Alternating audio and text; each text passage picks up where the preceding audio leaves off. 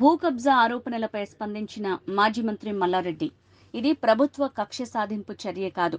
భూ కబ్జాతో నాకు ఎటువంటి సంబంధం లేదు. కేసు నమోదైన విషయం వాస్తవం. నేను కూడా కోర్టును ఆశ్రయిస్తా. పైన సామర్పేటలో నా ఫిర్యాదు చేస్తున్నారు కదా, దాంట్లో వాస్తవం ఎంత? వాస్తవం అసలు లేదు. అది 47 ఎకరాలు భూమి ఎస్టీలది. అదేదో ఎస్టీలది, అది కూడా 38 అని అంటున్నారు. వాళ్ళు కొన్నోళ్ళంతా రకరకాల రామరెడ్డి అని వాళ్ళు రకరకాల మనుషులు ఉన్నారు. వాళ్ళకు 38 కింద ఏదో డబ్బులు అడిగారు, వాళ్ళు ఇచ్చారు. ఆ మధ్యవర్తులు కొందరు తిన్నారు. అంతేగాని ఆ భూమిలో కానీ ఆ 47 ఎకరాల్లో కానీ ఎక్కడ కూడా నా పేరు లేదు, నాకు ఆ భూమిలో సంబంధం లేదు.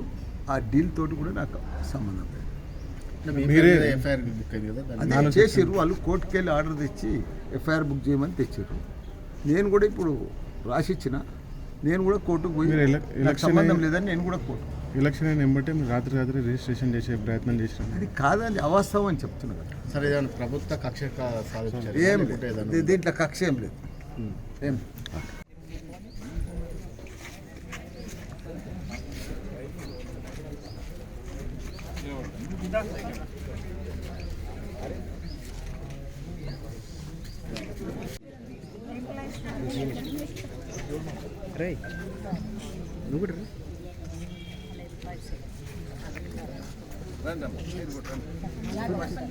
आ जाओ, ऐसा अच्छा करे, अच्छा लीड दिए, बहुत बहुत धन्यवाद बहन जी,